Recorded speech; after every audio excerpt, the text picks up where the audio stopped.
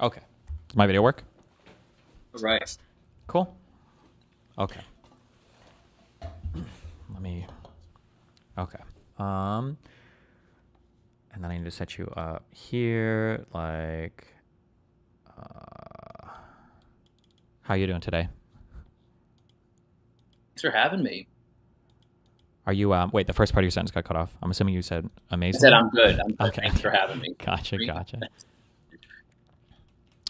Let me do this and... Okay. All right. You're on stream. Beautiful face. Okay. Okay. Well, what's up? What do you want to chat about today?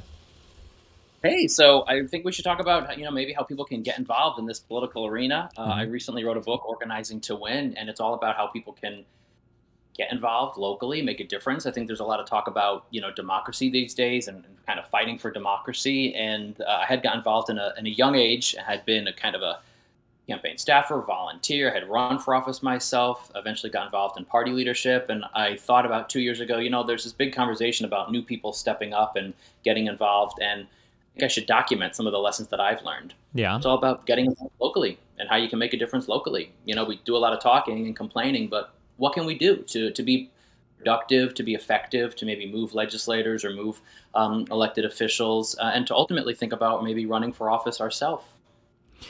So something I'm kind of curious about, how long have you been doing this kind of advocacy for this, I guess, online? I started doing advocacy, I think, before I even realized it was advocacy. So, just at an early age, you start thinking about things, you care about things, you find yourself speaking out or posting or attending meetings, and all of that is actually really good efforts to kind of help your own local democracy. And sometimes we focus on national stuff and national news, and that's really important. And it all starts at home, electing good people locally, getting involved in local boards, commissions, having a say locally. So I got involved in a local mayor's campaign in my town. I then ran for office successfully many times over in my town. And I was really kind of bit by the political bug because I realized, you actually can make a difference if you get involved locally. I started working for others in politics, and eventually I'm a Democrat. I thought, the party needed some work as well. And so I got involved then in party leadership. Gotcha. At the state level. State level, and then through the Democratic National Committee. And ultimately, it all kind of converged in this idea of a book called Organizing to Win, to really get people to think about how you could get involved and make a difference and ultimately run for office. Because there really wasn't a place where this was all documented. There's fragments, there's podcasts, there's maybe a writing or an article here or there. And I also find there's not always a ton of mentorship in politics about people kind of saying, come on in. Usually an elected official, might succeed, but then what are we doing to really grow the party, grow campaigns, bring people in? So the book is very much from the perspective of more mentorship is needed, more resources are needed to train people who might be interested in politics or maybe a little curious about how do I get involved? How do I make the first step getting involved in this political arena? Yeah. So one of the reasons why I asked about how long have you been doing kind of the more online advocacy is because I brought this book up a lot, and I've chatted with the author before, so it's kind of a meme in my community, but I'm just curious, do you know who Eaton Hirsch is? I feel like I've heard that name. So it's just kind of funny because he has a book called Politics is for Power, and he basically tells like 6 short stories, all true stories about how different members of local society were able to gain a shocking amount of political power by starting with one person, very intentionally putting their, mind towards something.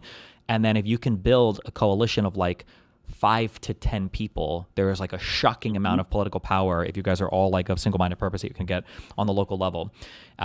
So I bring this up, and then I asked you about the online thing because one of the huge difficulties that you run into in online spaces where you hope you're politically effective. Now, I know that a lot of people don't care much about politics. They kind of just cover to make money off of it. But at the end of the day, I would like to see the people that I support elected. I would like to see the policies that I support enacted. But one of the challenges is that the most amount of power that an individual can wield is at the local level. And man, everybody online, and even in the real world, sometimes seems to only care about the federal level stuff, even if it's stuff that like the federal level has no real control over. Like a lot of the BLM Right. marches over like policing stuff all comes down to oftentimes not even the state level, but like the city level. So I was curious if you've ever ran into that. How do you get people to move off a little bit from the national level stuff where it feels like we can join these huge conversations about would we rather have Gavin Newsom or AOC as our political party leader versus on the local level where you can't talk to like online friends or communities about it and it's a much more real life thing. How do you have any luck moving people in that direction? Or I guess what do you have to say about that? Yeah, definitely. I know. See, it's like the presidential campaigns and presidential politics. It's the most sexy thing. It's what we want to talk about. We all want to opine over, an election years to come. And what right now, democracy is at risk. And there is obviously a lot of conversation around what can we do right now. But it's also about step by step and starting locally. So right now, you may not be able to change the president of the United States, but the steps you take right now in the election year that we're in right now helps us improve and party build and grow year to year to year. That's that party building that I often think is not emphasized enough. An election doesn't just turn on and then turn off a couple of weeks around election day. The book talks about kind of this idea that we really need to be having year-round organizing. It's not enough to just flick a switch, candidate goes out there a couple of weeks, phones in election day, and then it's over. It's always being engaged in communities, building rapport with voters, finding out what's important to them. And that's really important at the state and local levels where you might then get really good people that are running for office, running for something locally. And what's interesting is that because the president and Congress has not been able to achieve much of what they've done has been more funding that Mm-hmm. can be corrected in the future. A lot of it has fallen to the states and to localities, creating their own policies, ordinances, states testing out different programs, so completely focused on national politics. But there is so much power in a local government, in a state government, in a county government as well, which many states have. And those are the efforts that really create our democracy. It's not only about the president of the United States, as powerful as that person is. It is about the people who are making the rules locally. And then that can build up as new people are getting involved in local and state politics and advocacy and staffing. That then can be, those are the leaders of the future. Those are the people that are running for those federal offices. But I always tell candidates too, it's not just about, talking about national issues. You're running for mayor, you're running for a state office. You need to localize these issues. What do people care about in your own district, and run on those local issues? Because that's what really makes the day and what really counts with voters. Yeah. I definitely agree. Yeah, it's hard to communicate that sometimes, especially me being because I'm like a national, international like level thing where my fans are obviously from all over the world or at the very least all over the United States. So sometimes it's hard to fixate on a particular district outside of, like New York City. Obviously people will care for a particular city or whatever. But yeah, it can be frustrating sometimes to get people to care about the local level when there's so much stuff that happens there that's really important, I think. One thing that's that was very hard for me to understand when I got involved more with kind of canvassing on behalf of candidates and working with local groups or whatever. And you can tell me, I guess, if this is your experience or if you feel like this might be different in different areas. You mentioned before like how important mentorship is and the lack of it in these areas. One thing that seemed really shocking to me working with candidates from like the city level to the federal level is sometimes I feel like when an operation is stood up for some kind of campaigning, there's a lot of stuff that feels like it's being rebuilt like every single time. And my impression walking into some of these areas, especially in the federal level, would be like, hey, you want to go like door knock or do this? Well, here are your official lists. Here are the official scripts. Here are like the training videos. Here's how everybody does this, blah, blah, blah. But it's more just like, you pay van or minivan or whatever for some doors that may or may not be updated and may or may not have been knocked by somebody. And it's like, and then you're on your own. It's like, Jesus, there's like nothing. Like it feels like every single time they were building from nothing. Is that the same on the Republican side, or do you speak at all to like, I guess like how do you, yeah, what are your thoughts on that? Sorry, these are very broad questions. Also, sorry. Yeah. No, I love it. Absolutely. Anyone that has door knocked, I think, just felt you right there. You're like, I'm going to get involved in a campaign and there's going to be rooms full of volunteers. I'm going to have slick technology. It's going to be like I see on TV. Mm-hmm. And then you get there and it's like you and a clipboard in a back road of town by yourself. And you're like, what did I sign up for? And campaigns are often reinventing the wheel every time.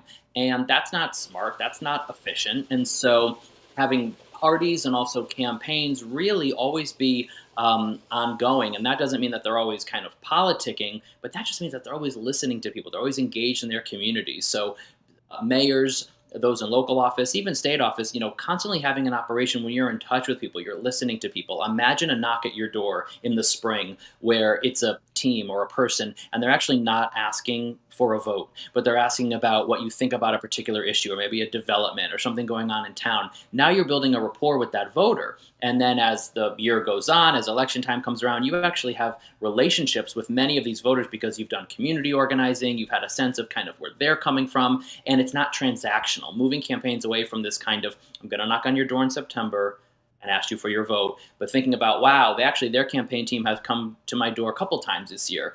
That shows interest. That's a campaign. That's a movement that can help political parties so that we're really kind of continuing a constant conversation year to year and building candidates and building efforts and real community building, rather than, right, these very transactional campaigns that I think voters are tired of. The word authenticity is overused, if anything, right? But what does that mean? That means that people actually care, that the candidate and that their campaign team is actually knocking and kind of engaged with you. And I do think it's the same in terms of kind of the nuts and bolts, depending on your party. I do think Democrats tend to focus more on a field effort. And for those wondering what that is, that is the door knocking. Traditionally, Democrats have been the one to go out, pound the pavement, knock on doors, go into apartment buildings, really connect with people. But both parties have efforts where they're reaching out to people. And I think that's really important. And more often than talking, candidates and campaign teams should be listening. What are people saying? You could learn a lot just by door knocking and being out in your community and listening to what they're saying. You may pick up on something that's maybe bubbling up as an issue because you're out there every day and you're hearing it from voters. Gotcha. Cool. So for your book, I guess, and for the type of advocacy that you're doing now, what exactly is it that you're trying to push people towards, I guess? Is it to volunteer for local parties? Is it to start their own type of thing? Is it a particular insertion point that you think is important? I guess, how do you talk about it, or what guidance are you kind of trying to offer people right now? Yeah, I thought it's all about entering the political arena. This is it right here. So when I wrote it, it's about organizing to win, the art and science of running for office. I ultimately want people to think about running for office yourself. But even if people say, I'm not ready to run for office, or I don't see myself as somebody running for office yet, I think more people should enter the political arena in a tangible way. You might throw up a social media post or have an opinion, but what can you do about that? So it's about getting people to get acclimated to how a political campaign works. And I pull back the curtain on campaigns, on parties.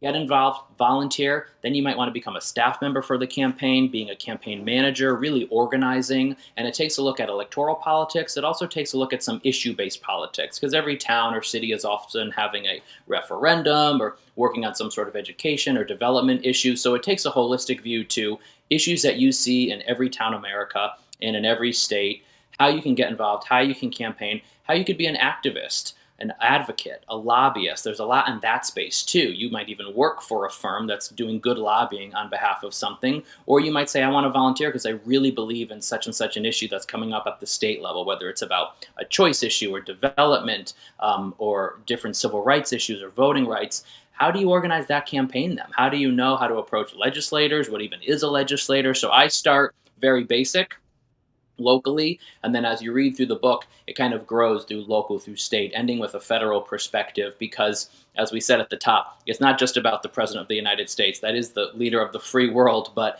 there is so much before you get to that point, and if we don't have people involved, it's a scary thing. Our local elections are 3 out of 10. That means 3 out of 10 people at best are voting in a local election. That's a problem. When people are generally displeased with government, they're generally not happy. You can look at any poll, and then you see turnout declining.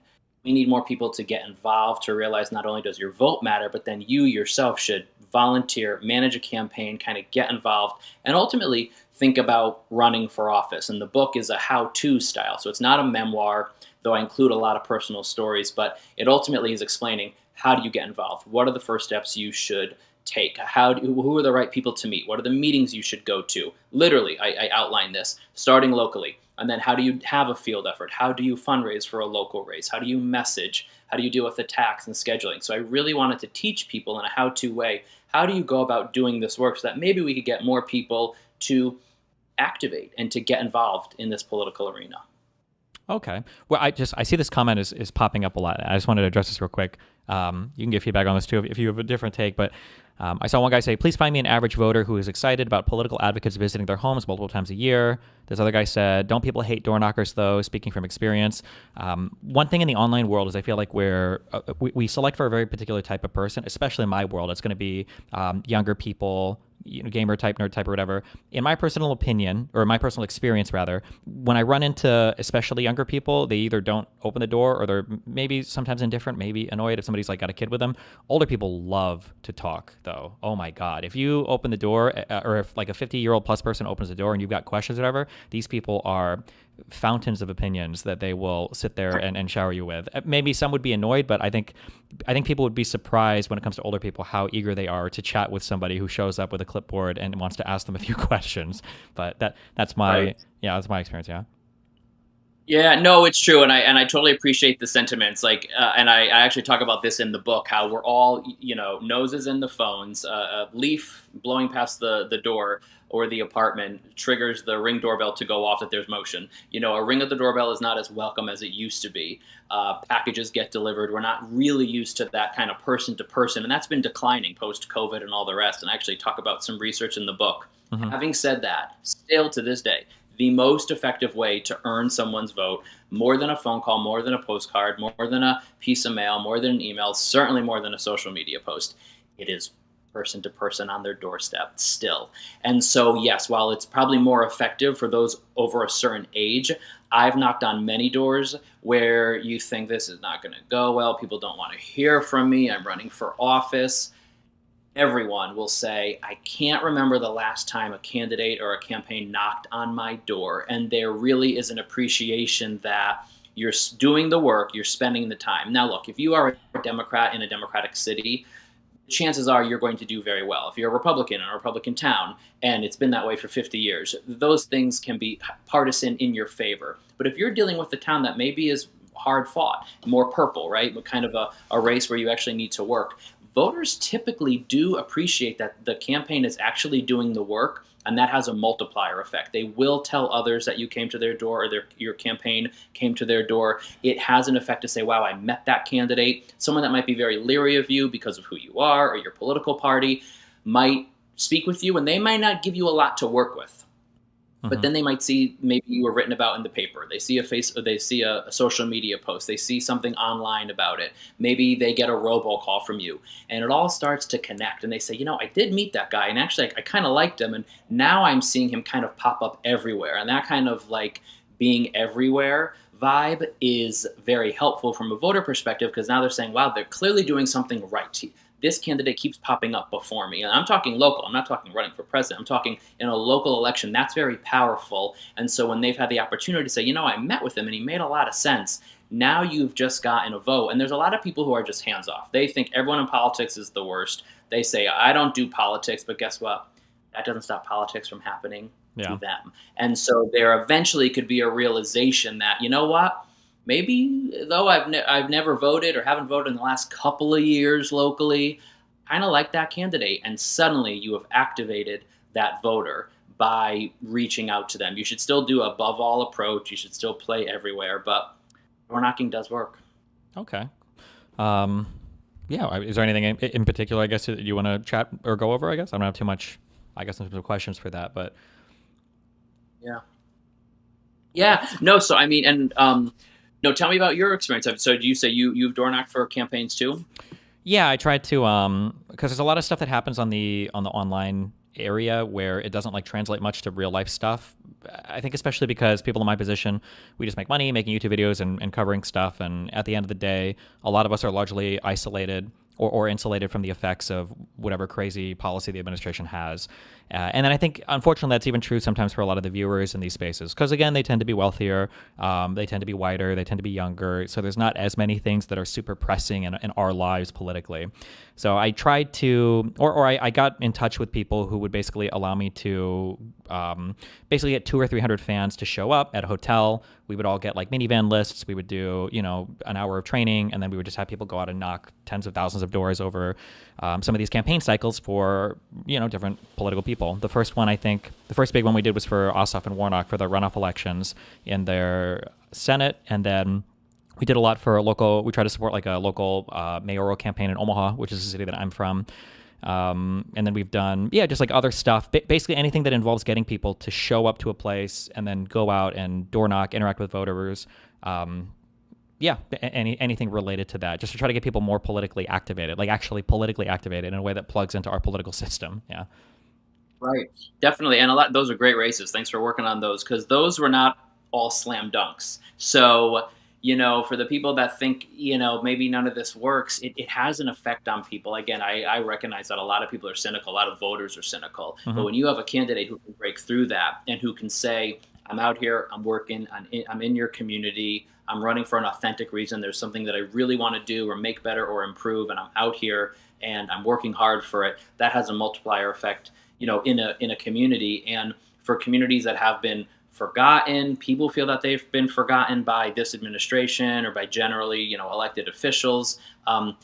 As a candidate that's out there working and having a field effort and out there with volunteers and building something and connecting to a community, it really can kind of awaken your community. And I've known so many races that have literally won by a handful of votes. So, you can look back at the voter reels and say who voted, who didn't. I know candidates that have lost by 3 or 4 votes and that have won by 10 or 11 votes. So these races are still so tight, and with so few people voting, there's so much power. And of course, the highest vote count always comes from, senior citizens, but the Gen Z and millennials, when taken together, are the largest voting bloc now. So there is such power in these generations to get involved and to vote, because if they voted, they have the most commanding vote bloc nationwide. And that will continue to be the case, state by state as time goes on. So there's a lot of power there, and my hope is that people see getting involved, advocacy, maybe even running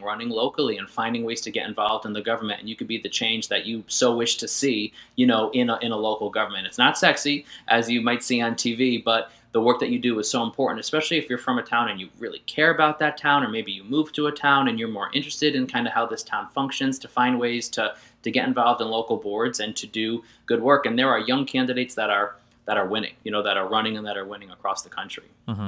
I think that two things on that. One thing that's very frustrating is when you look at how the country should be ran, I think when you first get into politics or political commentary, at least, the first thing you do is you look at like national polls and you're like, okay, well, why don't we have this policy? And it's because we don't have, you try to invent some reason, or you have an excuse, because it's like, well, 60% of Americans want this thing. And then you realize, okay, well, actually it's more of a state by state thing. So you have to look at like granularly, well, how do the states feel about these things? Because you've got your Senate. And then for some policies, it's like, well, this is a state level thing. So then you have to see how the state feels, and you have to go to the cities. And as you get more and more granular, the number of people involved decreases. And then something that becomes very apparent that a lot of people don't realize is, at the end of the day, politicians are responsive to people who vote, not who are polled, and not who are polled in other areas. And so there are certain areas where people are like, I don't understand why policing isn't being changed as much, or I don't understand why schools are so unaffordable, and yada yada. And it's like, well, people don't vote that are the most affected in these demographics. If you think about who the most likely person to vote is, somebody over the age of 50 or 60 is not having adversarial confrontations with police that often. It just doesn't really happen that often. And they don't care about student loans. They're way past that point in their life. So the idea that politicians are going to be responsive to the needs or the desires of younger people, well, why would they be? They're not going to win elections that way, because those demographics historically don't vote as much. And especially at the local election, like you said, it could be thousands, hundreds, or dozens of votes sometimes, where some of these, even generals are won. At the city level, if younger people took a more organized interest in these areas, I think there's a surprising amount of political change that could happen on a small local level, and then hopefully, ideally, that percolates up to larger elections. It's not a perfect world, but yeah. Yeah, no, absolutely, absolutely. You said it, absolutely. It becomes a self-fulfilling prophecy if you think, well, those in office don't care about what I think, I'm checking out. In checking out, you are not putting yourself on the board. And so that's why advocates are so important, that write the letters, make a phone call, ask for a meeting, pursue in respectful ways getting your point across, because if those in office know that you care about this issue, you actually represent many other people in a particular area, a ward, a district, a council seat, right? You now are coming with many other people. That now shows that you've got some political power. And this is not hard actually to do, because we're talking at a local level. If you care about something, chances are someone else in your district does too. You could very easily, I talk in the book how one person, the first person to start something, can make all the difference. Once you start a working group, 1 becomes 3, becomes 5, becomes 10. That's a lot of people. That Yeah. has a multiplier effect on a particular issue. And so by just getting involved in really small, tangible ways, you're communicating to them, I care about this. I don't want this to be passed. I want this for education. Or I want this on a choice issue. Or I want this on the environment. It's all sorts of issues. But by advocating, you're showing people are with me on this, and we vote, and we're going to care about this issue. And you're now putting yourself on the board and making yourself matter to elected officials. And as you say, I get it. They're thinking about what am I doing to maintain, a general sense of popularity. You don't need to have 100% popularity, but most elections are 50% plus one. So to stay above that, and as Gen Z and as millennials are coming in as the largest voting bloc, care about issues and work on something. It could be any issue that you care about, but I've seen it. I've seen state administrations pull back on an issue once they got feedback, or go for an issue based on really well organized campaigns at a state level, certainly at a city level, which is even smaller. A couple hundred people can make a big difference depending on the size of a city, but just getting that level of activism. And the book goes through different ways that you really can form a campaign. Running a campaign for someone running for office is not unlike running a campaign maybe on an issue, an advocacy issue. Yeah. And it really makes all the difference. Let people know that you do represent a voting bloc, and you care about this, and you're going to continue to track this issue. Yeah, definitely. Yeah, what else? Sorry, normally I'm normally very adversarial, like debate type content, so I'm not in the. Oh, I know you're agreeing so much. Very much, yeah. I guess what motivated you to, reach out to chat with me? Is it just to bring awareness to this type of message, or was there anything? No, definitely. I was at so I ran for here's where you may disagree, but no, Sure. I ran for the DNC. Okay. I thought, you can't just complain about these things. You got to put yourself out there. So the new DNC chair opened up some DNC seats and actually let members vote for it. What an idea, right? To let members vote rather than DNC members being appointed. And I ran for it, and I got elected. And so your name actually came up in just going to DNC meetings from some young folks, because I was talking to them about, we need to get more people involved. How do we do that? What are the ways in which we could really get people to plug in? And I was thinking about this book the last 2 years, and I ultimately went for it, and it just came out. And so, your name had come up there as a way that this is for parties, this is for candidates, this is for issue-based things, for people to actually maybe get involved and maybe just go to your local, political party meeting, or just go to your council meeting, because these meetings are going to continue whether you're there or not. Who is in these seats of these meetings? Who is the one advocating? Often, no one's in the audience, and it's just the elected members up front. And that makes all the difference, who is in the room and who is at the table. So your name had come up in my running, and then serving on the Democratic National Committee, because I think a lot of these ideas can be applied nationwide. Even though I'm from Connecticut and New England, the book is not written in a way where it's only specific to Connecticut campaigns. And that was important for me too, because I didn't want it just to be about our Connecticut laws. So I talk about, especially with fundraising, because fundraising is so different in every state. But I think people make the assumption you need a lot of money to run for office, and that's also not always the case, especially for a local office. You really could do it on a shoestring budget, a couple of $100 gets you lawn signs. I think that's a major misconception with politics, especially if you want to run locally. You necessarily do not need a huge amount of money. And so I talked about fundraising and ways to run in a way that it plays across the whole country, not just in New England, for people that might just want to learn a little bit about the political process. Yeah, I think a lot of the doomerism is a little annoying when it comes to politics, because one thing that I think is true is there's a lot less money in politics in certain ways than people realize, and then there's a lot of money depending on what side you're on of things.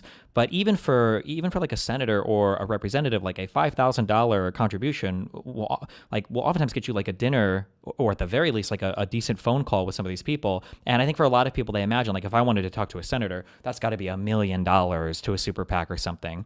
And like you said, I'm talking right now at the federal level, the U.S. level. When it gets to the state assemblies, some of these state assembly races are like less, like in the tens of thousands of dollars, and then the city races can be, like you said, on almost no budget. It can be a guy who's got an aunt and a grandma who really like making signs that you go and deliver in places. And yeah, sometimes people will look at the lack of participation at the local level. Like you said, the votes are very thin, and there's not much campaigning, and in a way that's a problem, but in another way it's kind of a big opportunity, especially with this young versus old thing. With that book that I referenced before, that Politics is for Power, one of the groups of people that the guy writes about, I don't remember the exact details, but it was a young group of students, and there was like an established local Democratic Party base, and they were all kind of older people, and the younger people were able to get together, like 20 or 30 friends, and then like outvote these other people at this particular committee, and they basically took over because they were willing to put some time, and they were young, and they've got a school, so they got a ton of like classmates and everybody that they can draw from, and yeah, it's there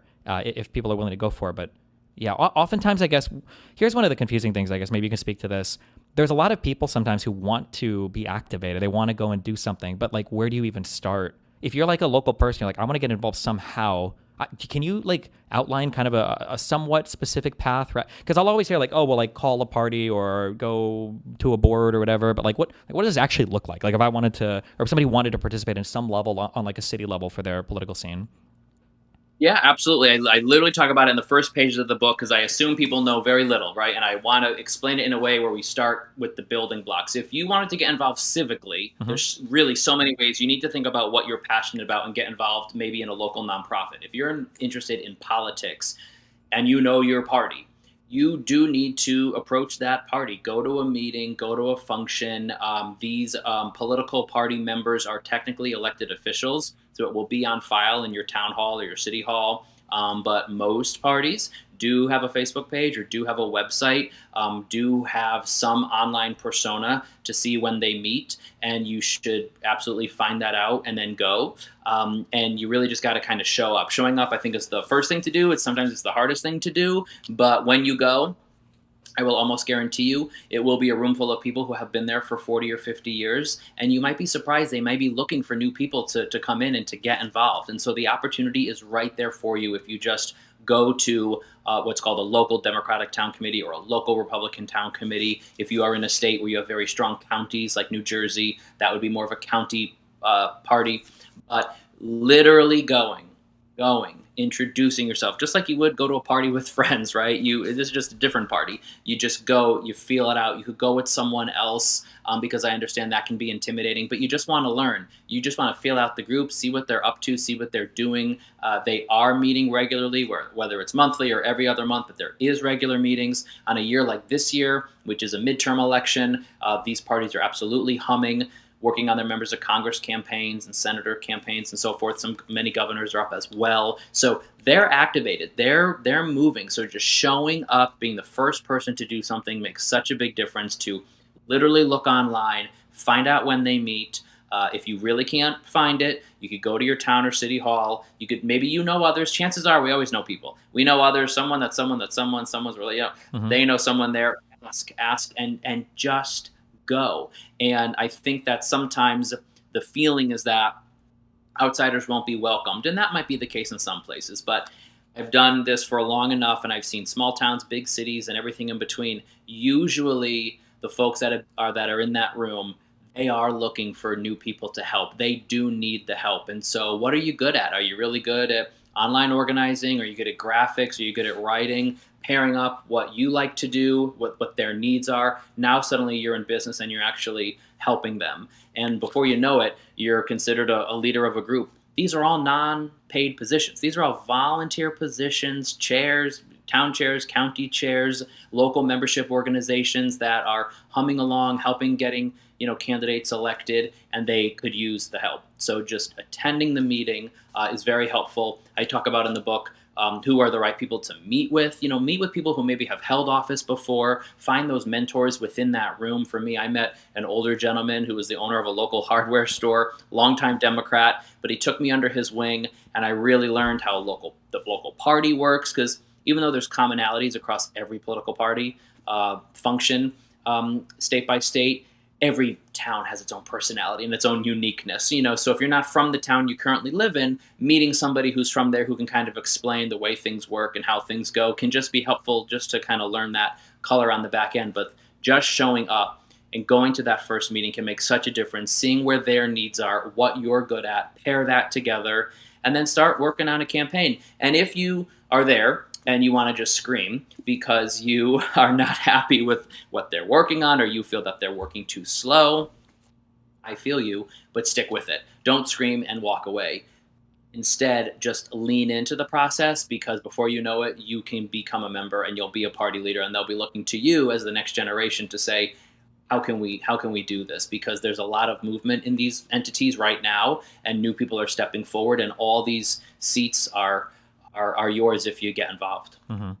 I've told this story on my stream a million times, so they're tired of hearing it. But one thing that always surprised me was, one, I've heard that like sometimes single old ladies can hold up entire developments because they're willing to go to these city council meetings over and over and over again, and she'll be at every city planning meeting. I had outside of my apartment, I had a very annoying stoplight that I'm pretty sure was on a timer with no sensors, and I always, when I'm leaving my neighborhood, I always turn left out of here. And I was so happy when the city put the like when you go to hang somebody, you put like the covering over them. Like they covered all these lights. They were getting rid of them. They had a sign up saying that they were going to replace it with a stop sign. I was super happy. And one day I had this old lady that knocked on my door, and she had a petition, and she was like, "We're trying to save the stoplight. Can you sign this?" And I just kind of like laughed it up. I was like, "No, I'm good." And I just thought it was so stupid. I was like, how dumb. And yeah, lo and behold, it was probably a month or two later. I'm like sitting at the intersection, and I'm sitting at the stoplight, and I've noticed I'm at the stoplight again, and then the hoods are removed, and they changed their plans, I guess, to remove the stoplight because of whatever people she was working with. They saved this stupid stoplight that I hated. But yeah, like that's a small example. I've heard of tons of other examples at the local level where people can just participate, find ways to show up. You say like showing up is important. I imagine showing up today is even more important than ever, because who knows online, unfortunately, what's real or what's not real, or what text messages or phone calls or robocalls or whatever. So if you're willing to go in person, that's probably a much bigger deal, today even. I'm curious, when did you publish your book? When did it come out?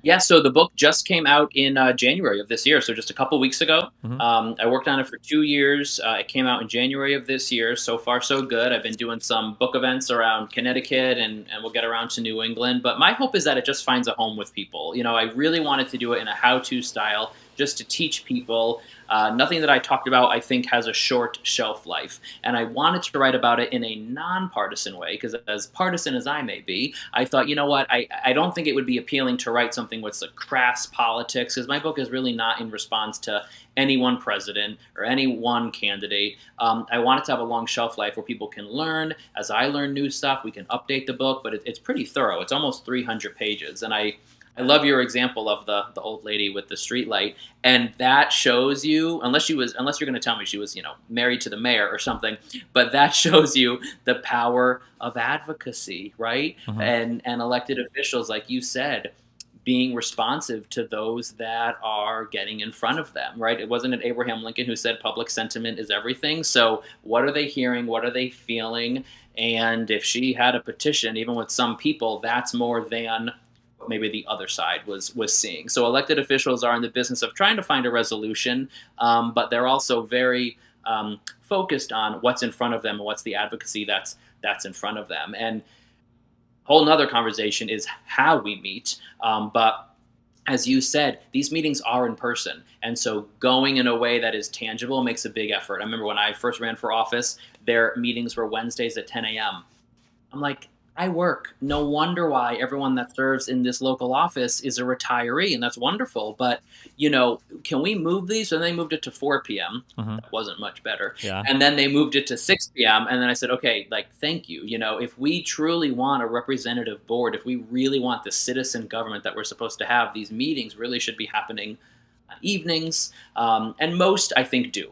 I think some may put it on a morning, but most of the time you will find city council meetings, commission meetings. They usually are on a weeknight. And so that at least allows some flexibility for people that are working and want to get involved. And I think that's important. People that are living their life, young people, working people, people that are having a job. Those are the very people who we should get involved in these boards, commissions, eventually think about running for the state legislature, because we have a citizen government where real people were supposed to step up and serve in these posts. Yeah, definitely agree. I have flashbacks to when I was working, having like bank hours from like 9 to 5, or when there are clearly times where it's like, if you ever want to participate in something, you have to either take a day off work or, hope that, or get a friend to do something very obnoxious. something I'm curious about when I do debates, or if there's like a new topic before me, sometimes I have to write a lot out, and in the process of either taking notes or just writing out an argument and going back and forth, sometimes in the process of kind of solidifying that thought process, I kind of will relearn a thing or figure something out that I hadn't before. I'm being a little abstract here, but I'm curious, when you went to write this book and then you were trying to start from nothing to where, I guess, to the end point to what you had accomplished and what you wanted to, I guess, crystallize in writing, what was the most surprising thing in looking back at everything? Was there something you learned or relearned, I guess, about that? Does that make sense? Like when you were writing this, we were like, I think this is more important than I thought initially, or just something, I guess, that stood out to you more that you didn't realize until you started putting it down on paper? Yeah, first, writing a book is a process. I'm not a writer. I had this idea. I'm not typically a writer, but because it was literally my lived experience of being a volunteer, being a campaign manager, running for office, managing others, then getting involved in party leadership. I put everything I knew and I just wrote ferociously for weeks, and that turned into months. And then I thought, I think I have something here. I think there is a story here. I think this has value. This could help people. Then I kind of went back and I chunk stuff together, and I kind of did the book in a chronological order, starting with literally as a kid, you hear about politics, you hear about the dining room conversations with your folks about rising price of goods or gas prices, and you're already being introduced to politics without really realizing it. And then it kind of builds as you go through, I want to get more involved. I want to run for office, and it scales up. And it makes you realize, wow, I've had so many experiences. Some things we kind of don't want to remember, we kind of repress. And so reflecting on at least 20 years of work for me was really interesting and kind of centered me to think, wow, it made me think about experiences I hadn't thought about in a long time. Difficult conversations, the conversations and the things that are said to like a young candidate, the way some people might make you feel, kind of revisiting a lot of that, because you're moving people through a process that's really difficult. If this was easy, we wouldn't be where we are right now. So really difficult to put yourself out there, especially at a young age where you already have like insecurities, and then putting yourself out there. And I think that's important, especially for young people to know you should get involved. But I think what I learned, the biggest lesson, and it's not surprising, but like you say, you may not think about it until you really write it all down, is relationships make all the difference. Just meeting people, learning who is where. When you then need something, to know I met that person, at such and such organization, or that person ran for office and I might want to pursue that now and I'm going to talk to them. Just at an early age, I met so many people in politics, and it was totally overwhelming because I was like a kid. But just meeting people and those relationships so come in handy, because later when you find yourself running for a major position or for a party leadership position, you will have met these people. And just like the door knocking scenario, people tend to like who they've met before, who they feel like some familiarity with, some level of trust. And so to me, in thinking about your question, it comes down to relationships are really important, and meeting people and engaging with people. And it's increasingly more difficult to do that, right? We're all very much behind our screens and not always in person. When I graduated college at the height of that Great Recession, every like young professionals group was having a mixer every week. That doesn't happen anymore. So Yeah. I think it's more difficult to connect, but it's really important to have relationships, because if you want to be successful, this is still the people business, and you have to be able to work with people and develop relationships with people as you move through this political arena. Yeah, my background a long time ago, I used to be in pro gaming, and going to like conventions and everything and meeting sponsors or people that work for these companies.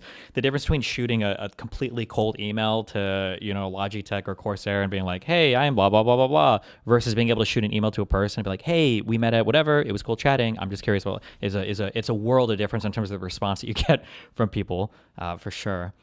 Is there anything else, I guess, besides? Or not besides, yeah. Is there anything else you want to bring up? I've linked do you mainly prefer to sell on Amazon? Is the link that I see?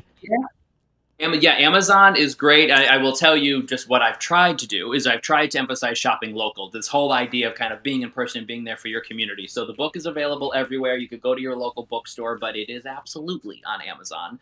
Organizing to Win: The Art and Science of Running for Office. It's available everywhere. I worked with a small publisher, and I have to say it was really nice to work with a small publisher, small team. No AI was involved in this, no ghostwriter, all me and a small team. One of the things I wanted to do in the book, and I appreciate your gaming background. I used to design websites when it was HTML. and Okay. before all this. But I used to love kind of the internet, early onset, would design websites. But what I wanted to do was make it a really visual book. So because if I'm explaining how to do something, I don't want it to be boring at all. So we incorporated a ton of infographics. So I have different ways to look at a district. We're going to give you some examples of what a street would look like and talk about like what doors you would knock on and what you wouldn't knock on. So the book is kind of fun and engaging as you go through. If you want to run for office, how many votes do you need? You know, Pretty simple math. So just to make the book really engaging, and as you're reading, you're also getting these. I wanted to feel like we were sitting kind of in a campaign headquarters, and there was a whiteboard there, so very much like whiteboard infographics. And then there's downloadable QR codes as well, so that once people get the book, you actually could just take the QR code, and these are free. And you can have the QR code forever. So if you just want to kind of pass it on to a friend or use the door knocking checklist before you go door knocking, I wanted it to be really, really helpful for people. So lots of kind of visuals as well. And I really appreciate all that you do and really talking to people and creating kind of a community online. I think it's really important, however we're engaging, that we are connecting. And there are some who would like to tear all these systems down and have people not talk, but we have to talk, we have to engage, we have to focus on these issues, however people do it, online, offline. But you got to stay involved and you got to vote, because we can't let them win. We have to show that people are voting, and we will vote in mass this year and every year and save this democracy. Yeah, I mean, I definitely agree. I try to get my audience as activated as possible. Yeah, I appreciate the chat. I'm not trying to kick you out. I just don't have anything else. Is there anything else you want to bring up or anything? My next thing's not for 12 minutes, so I got time if there's anything else you want to chat about, yeah. Wait, real quick, you said you mentioned going back to work or college during the financial crisis. What year were you born? So I was born in 87. I Okay, graduated gotcha. college in 09. Okay. So I graduated college in 09, which was a great recession. And I think I was working for a company, and they let me stay on part-time, which I was grateful for, because I was literally graduating and all my friends like couldn't find work. It was the financial meltdown. I was in New York City. Yeah. And so I was working, part-time for this company, happy just to job. Yeah, I had family friends that said, so-and-so is running for mayor, you should get involved with him. And I had no idea one could even volunteer on a campaign. I thought I'd pursue maybe business. I was really into kind of tech. Thought maybe that would be kind of a place to go. I'm in New York City, but many of us, we love our hometowns. I came back, it sucked me right back, and I found myself getting back and getting involved. But so there's curveballs thrown at you in life, and you're just on a path, and find ways to kind of maximize every either opportunity or hand that's dealt to you, and find how can you make this work, for yourself. And if you're back home, think about ways you could really make a difference. Cool. Okay. I graduated from high school in 2007. I was born in 88, so I vibe a little bit with the entering the job market at a very inopportune time and everything. So yeah. Yeah, that's great. And when Yeah. did you start this whole effort on Discord? On for the streaming stuff, I think around in like 2010, basically. Yeah, end of 2010. Yeah. Okay. Great. Well, hey, if there's anything, I guess if there's anything specific that ever comes up, or if you ever want to chat about anything, in particular, feel free to shoot me a message or an email. You can always hop on and we can chat about whatever. Yeah. Very much. Yeah, I appreciate it. Thanks for having me. Cool. Thanks a lot. Have a good one. Thank you.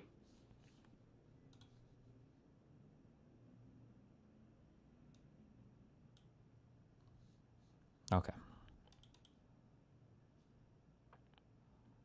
Man, it's hard for me to do a conversation without screaming at each other.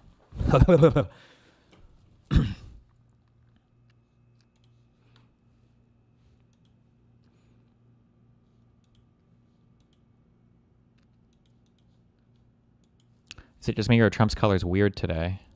Trump is he found more natural makeup, I think, so good for him. Can we read the full SCOTUS opinion? I don't know. Fuck. I need to start preparing more for this Constantine debate, because I should be flying out on the 26th, which is in 5 or 6 days. There's just been a lot. Yesterday was really busy, and then today there's a lot of stuff. But the next few days are going to be...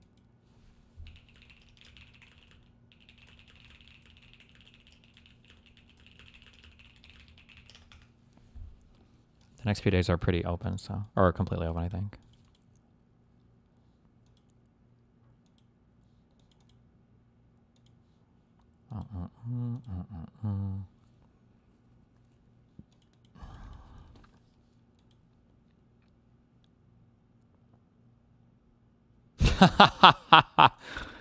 I know it's never going to happen, but it would have been good just once to hear this POTUS say, of course I'm disappointed with the tariff decision, but one of the things that makes America great is our system of checks and balances and the independence of our highest court.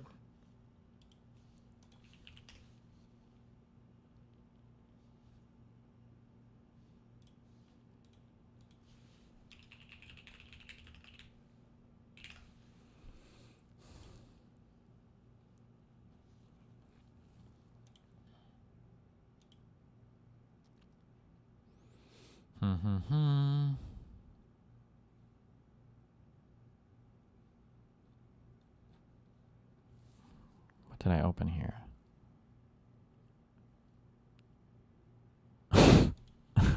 Jesus Christ. What? Why?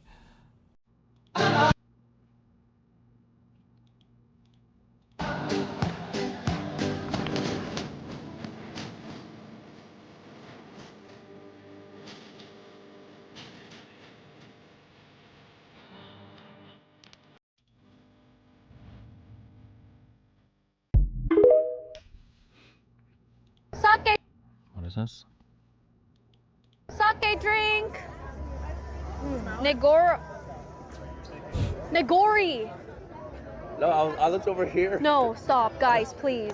I was reading the chat We know you message. were trying to say Nagori. I was reading the chat message. We know you were trying to say Nagori. Nagori. We know you were trying to say And then Nagori. for some reason, I stopped. I didn't even think about it.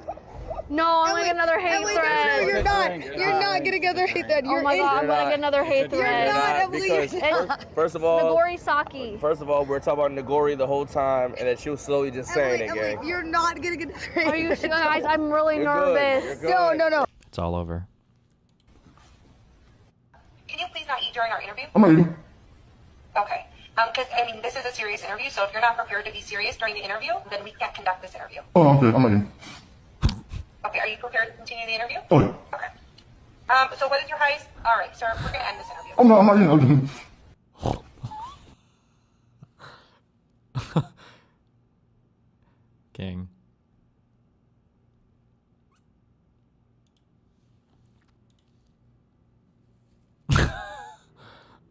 What is this? Impossible Trinity. In international economics and international political economy, the impossible trinity, also known as the trilemma, the monetary trilemma, or the unholy trinity. Damn, what economics classes were these? The unholy trinity is the view that it is impossible to have all three of the following at the same time: a fixed foreign exchange rate, free capital movement, and independent monetary policy. It is both a hypothesis based on the uncovered interest rate parity condition and a finding from empirical studies where governments have tried to simultaneously pursue all three goals, have failed. Wow.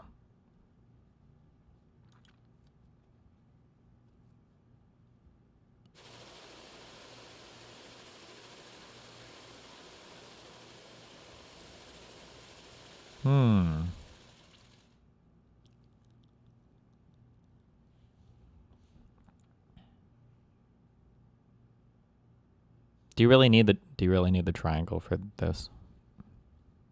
But okay.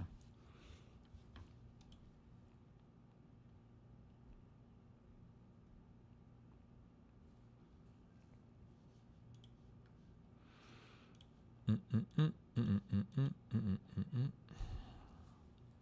need to go on Brian Shapiro's show soon. And then we'll get back to this. Reviewing Trump's other pathways for imposing tariffs. Section 232, National Security. Section 301, Unfair Trade Practices. Section 122, Balance of Payments Authority. Section 338, Response to Foreign Discrimination. Section 201, Imports Threaten Domestic Industry. And Section 891, Retaliatory Tax.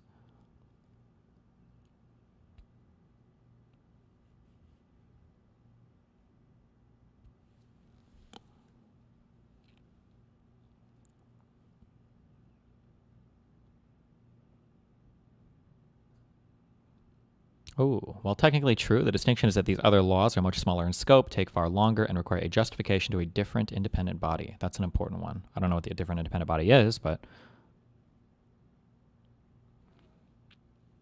Destiny. Georgia Election Board found Elon illegally sent pre-filled absentee ballots in 2024 to multiple counties through his $250 million PAC. Wait, what? Hold on.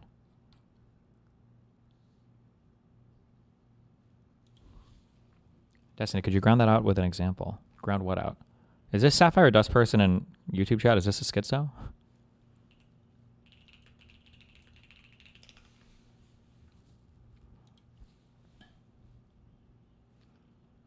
Elon Musk founded PAC reprimanded by Georgia State Election Board for sending pre-filled absentee ballot applications in 2024. Uh-oh.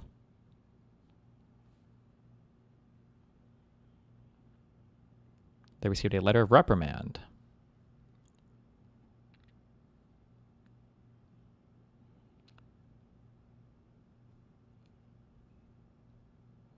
They sent out pre-filled applications for... Okay. Shouldn't do it. But this, I was wondering if this is like they sent out an they sent out like a ballot that was already filled out and just asked you to sign it or something. But it sounds like they were sending out applications in order to apply to do a mail-in ballot, but they pre-filled these. So maybe not as good, but it doesn't seem like a huge deal.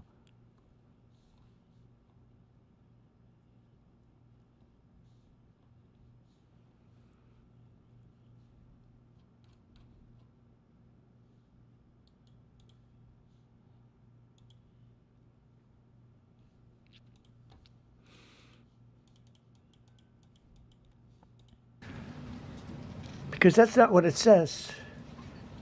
And that's not the way it even reads. One sec. I can do anything I want to do to them, but I can't charge any money. So I'm allowed to destroy the country, but I can't charge them a little fee. I could give them a little two-cent fee, but I cannot charge under any circumstances. I cannot charge them anything. Think of that. How ridiculous is that? I'm allowed to embargo them. I'm allowed to tell them you can't do business in the United States anymore. We want you out of here. But if I want to charge them $10, I can't do that. It's incorrect. Their decision's incorrect. But it doesn't matter because we have very powerful alternatives that have been approved by this decision. You know, they've been approved by the decision for those that thought they had us. And they're saying that I have the absolute right to license, but not the right to charge a license fee. So think of that. I have the right to license, which is a very powerful word. In many ways, license is more powerful than tariffs. In fact, I was thinking about using it. But they came up with the idea that I can license, just like the people that were opposing me told them to do, but not the right to charge a license fee. Think of that. Who ever heard of such a thing? What license has ever been issued without the right to charge a fee? You get a license, you charge a fee. This is the one, the Solicitor General tried this argument in front of the Supreme Court when they were doing oral arguments for this. Fuck.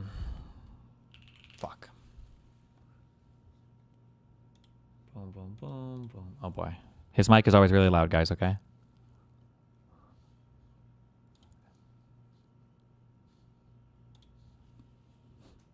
Test, test? Yep. And I can't imagine somebody in Kamala Harris's campaign getting $2.1 billion from the Saudis. But hey, I enjoyed the conversation, Warren. Yeah, it was a good one. This guy. It's a good conversation. I always appreciate it. And I promise you, I'll make this promise to you next time we do this next week. You throw some topics at me too, because it's not fair for me to just throw topics at you. Well, I know, but I want you to be able to deliver. Like some of these things I gotta look. I have that's to look what I'm saying. Next week, let's both throw around some topics with each other in an email, so that we're both prepared to what we're talking about. Cool. Does that sound fair? I'd like to pick up on the equity one and actually go a little bit deeper. Happy to do that with you. Happy to do that with you, Warren. I appreciate it. Thanks, Brian. Hope you have a good weekend, Warren. Thank you so much. All right, that's Warren Smith, everybody, from one side of the political spectrum to the other. Now introducing one of the biggest live streamers on the planet to get a different perspective. Of course, I'm talking about the Destiny himself joining us right now on the program. Destiny, it's great to see you, my friend. How are you? I am doing great. How are you doing? I'm doing good. Doing good, Destiny. Thanks so much for coming on. I really appreciate it. I have to ask you, the numbers that came out earlier today, the GDP growth, inflation, and of course the Supreme Court's ruling on tariffs. Trump absolutely losing it this morning in that press conference. What do you make of what's just transpired in the news here over the course of the last 4 or 5 hours? Man, I woke up this morning. I'm trying to get all my work done, so I haven't looked at any GDP numbers or anything like that. You'd have to fill me on that. The thing that I was digging into was the tariff decision, which I consider to be very big deal. I was like 10 minutes through Trump's press conference on it, but I mean, that's just him crying about things as always, because that's all he ever does. So I think the Q&A at the end was supposed to be the more interesting part here. I glimpsed through the syllabus for the decision, but it seems like, I mean, what most people kind of thought, the president probably doesn't have the authority to just arbitrarily declare national emergencies and then run a new tax and tariff policy exclusively from the White House, which I think any reasonable person would obviously agree with. And Trump is obviously very upset about that ruling. So, yeah. He's accusing Supreme Court justices of having foreign interests, and that's why they ruled the way they ruled. And then when he was asked about that in the press conference today, he provided, as usual, zero evidence. What do you make about that? He's going after some conservative Supreme Court justices like Barrett. What do you make of that? I mean, this is what Trump does. This is the game. Is if you're loyal to him, he rewards you. Whether that's through the tariff regime, he'll give your business preferential tariff treatment, or whether that's through other countries, he'll treat you better. And if you're not loyal to him, and by loyal I mean you sycophantically sign off on every single thing he wants or does, then he will try to crush you or destroy you. Whether that's using the DOJ, whether that's using political pressure, whether it's saying or tweeting mean things about you. I mean, it's like the least surprising thing ever, So, and the argument that you hear, of course, and I hear every day from the right on these tariffs, right, is that in the long run, it's the long game, when you and I both know well, it's the American consumer that has to bear the 95% of this. What are you hearing from the right? What is their defense and their continued argument when it comes to these ridiculous tariffs? Nothing. From my perspective, as somebody who does a lot of debate online and who's been doing a lot of debate, I find that most people just won't defend any of it. You get a lot more of the, well, I'm not a total Trump supporter. I don't support single thing he does, even though they kind of did in the beginning. Now it's a lot harder to defend. The second go around with Trump has been so much more ridiculous than the first. I don't think there are very many serious people that are left trying to defend everything he does. The explanations will border on the insane. They're mutually exclusive. Like, we're tariffing people to get good deals, but we also don't want deals because we just want to do everything locally. But I don't even know what the point is of any of it anymore. It's all kind of goofy and silly. And then, like you said before, like, any of these individual things he's doing should be groundbreaking, like huge news stories that should last for months. The idea that the president of the United States is making accusations that our Supreme Court is being, intruded upon by foreign entities, but that's just another day in Trump town, another accusation, again, with absolutely no evidence to undermine our systems. And yeah, it is what it is. It's what I've come to expect.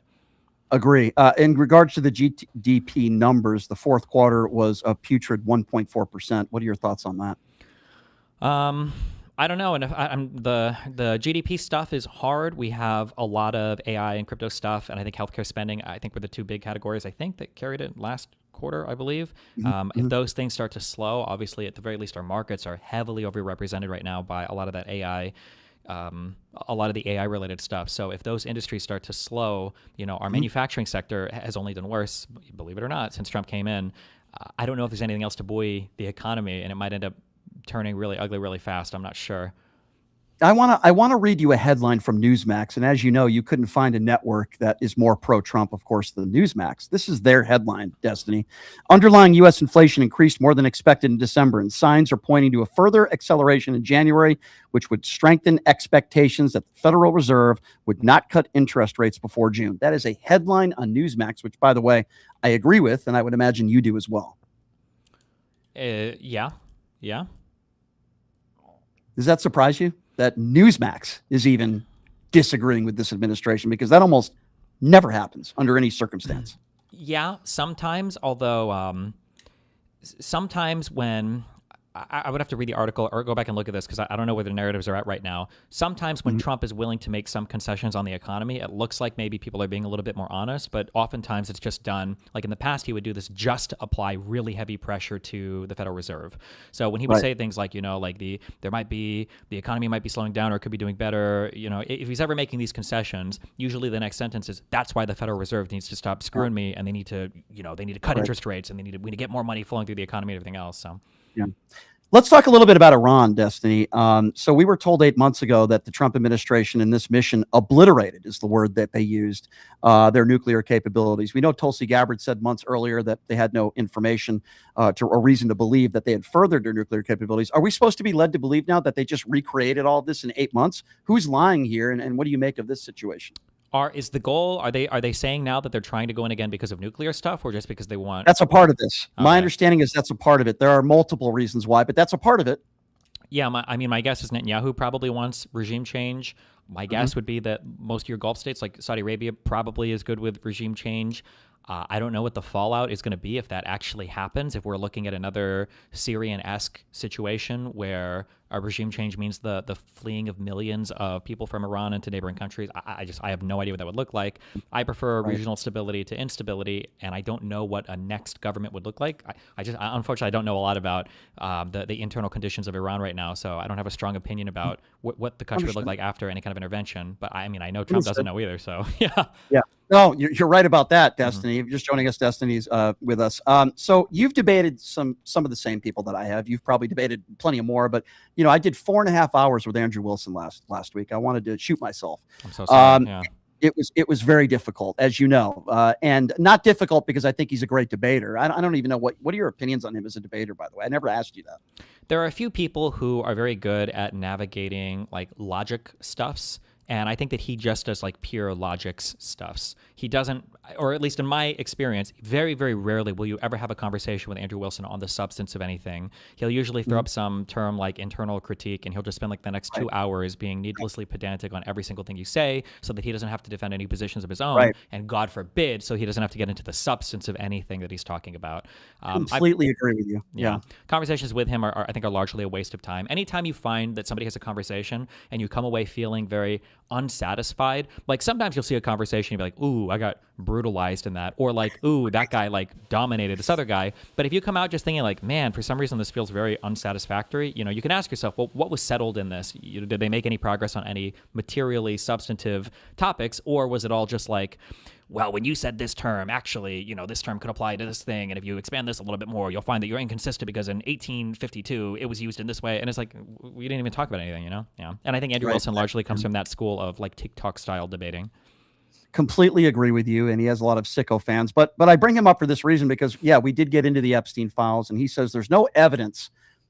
Where's your evidence that Donald Trump committed any crimes in the Epstein files? And I said my whole point is I think it's reasonable to believe that he could have done some things illegal based on his history, based on the fact he's named over 3,000 times in the Epstein files. But I do find this interesting with these people because I make this point.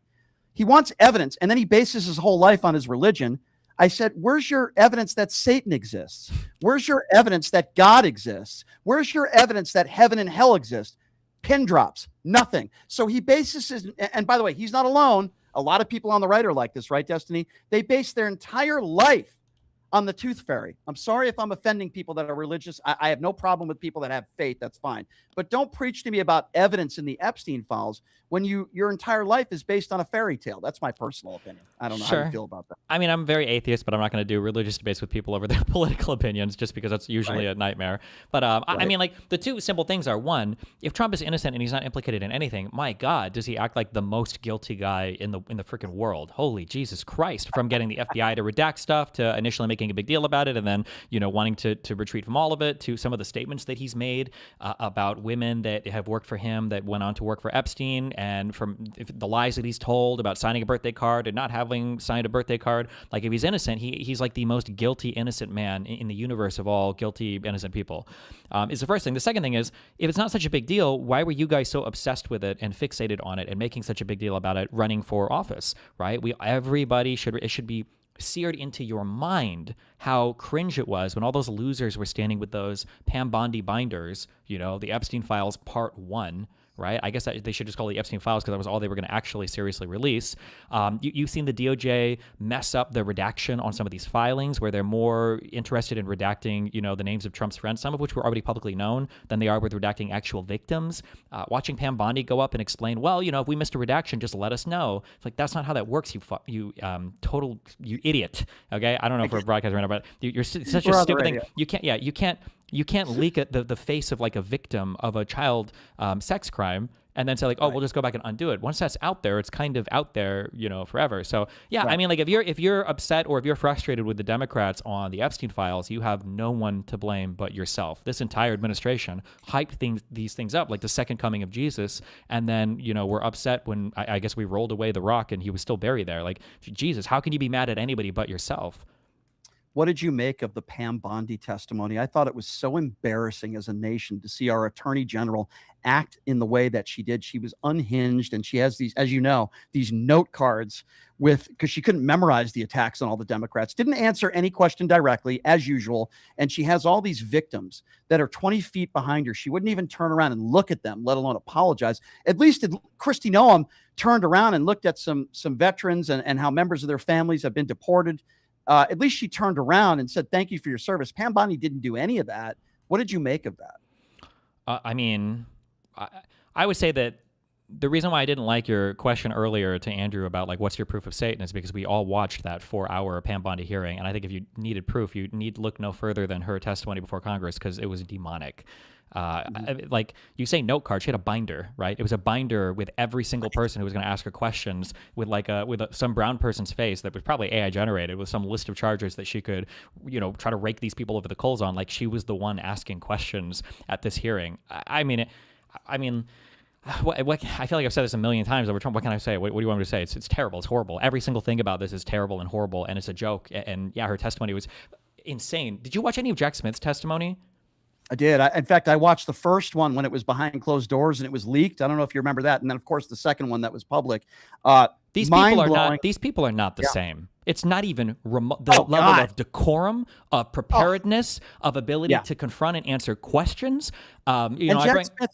Destiny, Jack Smith, sorry to interrupt you. I was just going to say quickly, Jack Smith risked everything. His life will never be the same, right? Yeah. When he goes out in public with his family, he risked everything to do what was right and to tell the truth, at least in and you're so right. You look at his resume, he's gone after both sides, the left and the right, and you're right. He was extremely prepared. And if he had to try this case tomorrow, I would have 100%, I'd be comfortable with him doing it, right? Yeah, 100%. And it's when you compare just the caliber of these people, I go back a lot to that when they wanted to bring Hillary Clinton to do testimony over Benghazi, 11 hours. That's not an exaggeration. It's like 11 hours of public testimony she gave on this. Meanwhile, if you've even talked to Trump, if you've even seen Trump before, and anybody's trying to get you to testify at anything, they're invoking executive privilege. They're doing the fifth. Go look at Charlie Kirk. Go look at Nick Fuentes, the testimony that they gave to the J6 committee. You can open the depositions, despite conservatives lying about them being deleted. They're all there. And you can open any of them up and you can control F and you can look for Fifth Amendment and you'll see 50 times, 120 times, like they don't answer any questions about anything. They make themselves look as guilty as humanly possible. And how are you supposed to feel bad for any of them? Whether it's Pam Bondi being unable to answer any questions relating to the Epstein files in front of Congress, whether it's Kristi Noem not knowing what habeas corpus means while she's taking videos of herself in front of cages of brown people. We don't know where any of these people have even been shipped off to sometimes. Sometimes they're citizens that take weeks to get released once a court order's even been issued. There was the hearing in front of court where one of the prosecutors working in Minnesota was asking the judge to hold her in contempt so she could actually get some sleep for 24 hours for once because of how overloaded all these systems are.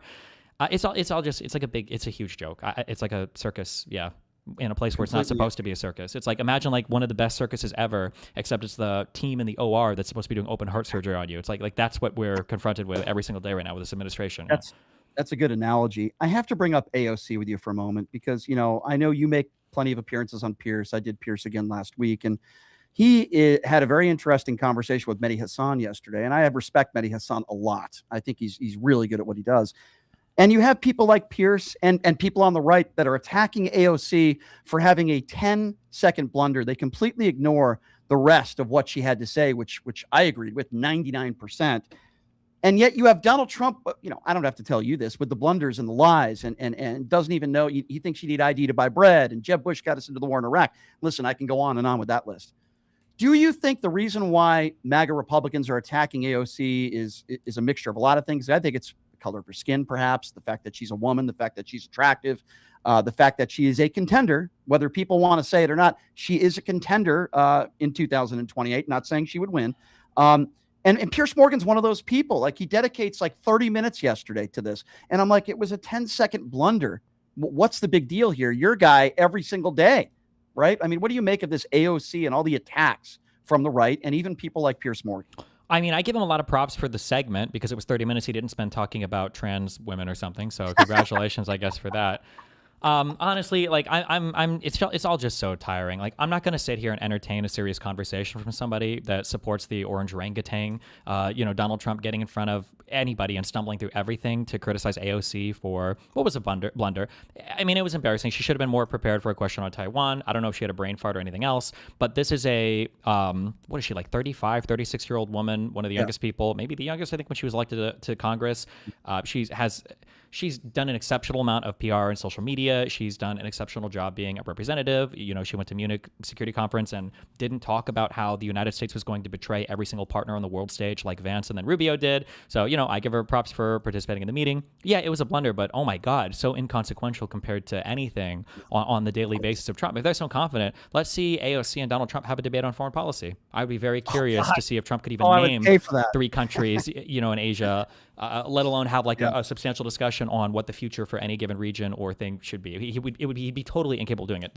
These are not, just to really hammer this point home, these are not serious critiques coming from serious people. There's no world where you look at Donald Trump and then you look at AOC flub, a 30-second answer, and you're thinking, oh my God, AOC. Like, these are not serious people. And they know they're not serious people. And the reason why they're always on the attack is because they don't want to have to answer for any of Trump's unhinged and unbelievable and insane behavior. Yeah, very, very true. All right, final question for you. And this is, I guess, more of a personal one, too, because I don't know how you do it. What do you do to unwind on the weekends? I know you're a gamer and you still have to follow the news, right? And you have your live streaming all the time. But what do you do to unwind and get away from the craziness and the world that we are living in today? I play a lot of video games, so I'm just on my little Arc Raiders grind. But I have fun. Like, I have my audience and everything else. We watch the news, we cover stuff, we'll do stuff related to that. But I would say that it's important to remember that for pundits or for people like me, like, we get paid to do it, and we probably have a slightly unnatural inclination towards it. But if you're a person and covering this stuff or watching this stuff rather bothers you a lot, or it's having a negative impact on your life, yeah, it's good to unplug and I don't know, watch. What do normal people do? Watch football or go on walks or walk a dog or something. I don't know, something like that. Yeah. Don't follow politics if it's making you miserable actively. It's not good. Not good for you. All right. I have to find out if somebody was lying or not. Because I heard that, because somebody, okay. So when we were in Phoenix, Destiny, and we were doing the UNF America tour, I was asked, who would you like to debate? Find somebody, a name that you would like to debate. I didn't know who this guy, Rob Knorr, was. And this will probably be the last time I ever mention his name on the show. Oh boy. Yeah. I didn't know who he was, Destiny. Okay, I'll be honest. I didn't even know who Andrew Wilson was 6 months ago until I debated him on Pierce, right? But anyway, that's beside the point. So I send Rob an email and I say, hey, because a lot of the people at UNF America didn't know who he was either. So I said, hey, can you send me like a resume, right? Can you send me something to tell me who you are? Because I saw he didn't have a very large following. And he didn't send me a resume. He said, well, I was in some debate club or some debate tournament. And he said, and I have this email still, Destiny said that I was a really good debater. Aww. And I said to myself, I don't think Destiny would say that about him because I don't think he's very good, but maybe I'm wrong. So I figure I ask you the question right now, and I don't mean to put you on the spot here. Did you say he's a good debater?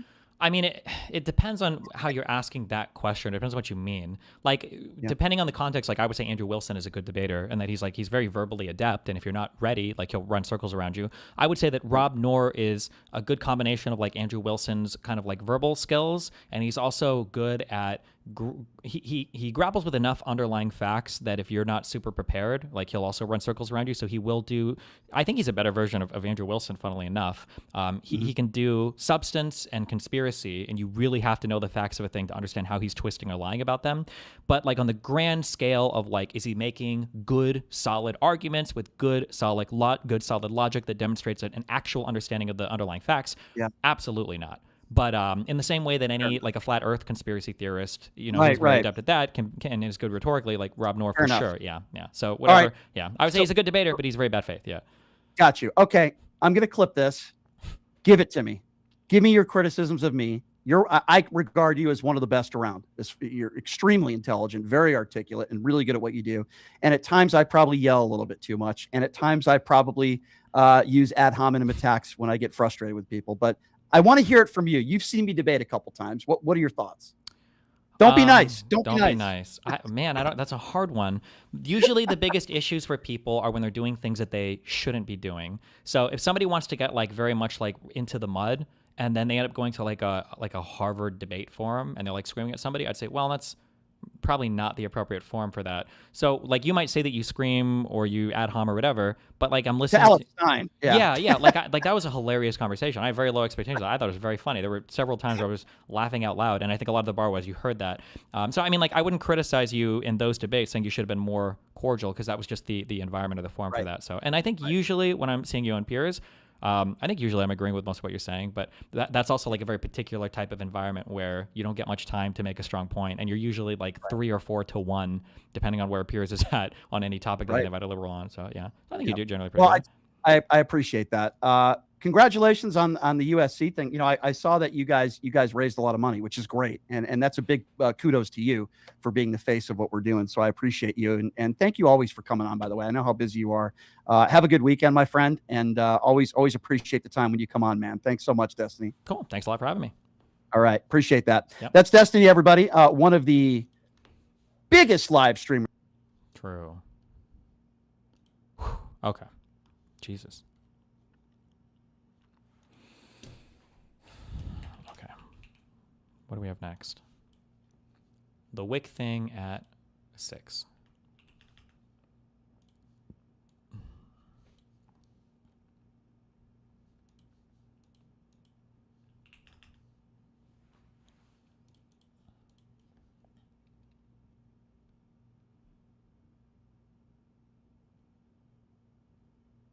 Oh, don't get me. Of course, Hassan's going to start virtue signaling about Cuba now. Camila Cabello raises awareness for the living conditions in Cuba. It has been 67 years of a failing dictatorship and an oppressive regime. The people are suffering in an echo chamber where no one can hear them, because to speak is to risk your life. Many people are starving, looking for food in trash heaps, and the only way to survive is having relatives ship you boxes of medicine, because not even the hospitals have medicine. Gross, he says.